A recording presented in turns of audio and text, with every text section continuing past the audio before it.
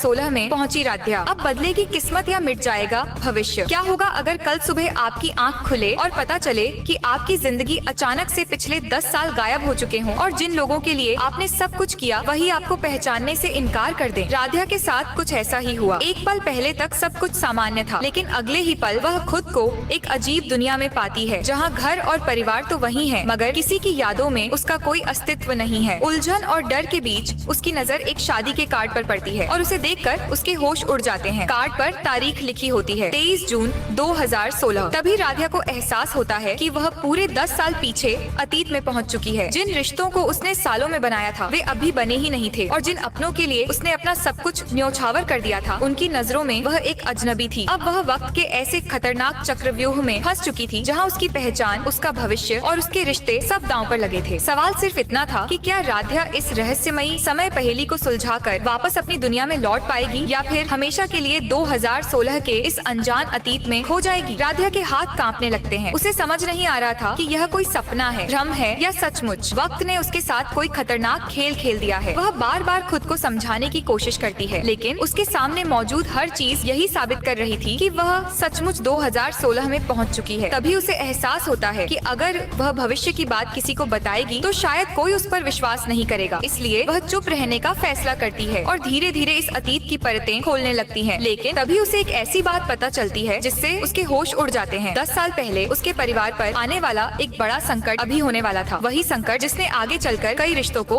तोड़ दिया था। अब राध्या के सामने दो रास्ते थे, या तो वह सब कुछ वैसे ही होने दे जैसा इतिहास में हुआ था, या फिर भविष्य की जानकारी का इस्तेमाल करके सब कुछ बदल दे। लेकिन उसे यह भी डर था कि अगर उसने अतीत में कोई बड़ा बदलाव कर दिया तो शायद उसका अपना भविष्य ही मिट जाए। वक्त के इस खतरनाक खेल में राध्या का हर कदम उसकी किस्मत ही नहीं बल्कि पूरे परिवार की तकदीर बदल सकता था। तभी उसकी नजर एक रहस्यमयी बुजुर्ग महिला पर पड़ती है जो उसे देखकर मुस्कुराती है, मानो उसे पहले से पता हो कि राध्या कौन है और वह यहाँ क्यों आई है। उस महिला के होठों से निकले अगले शब्द राध्या की जिंदगी का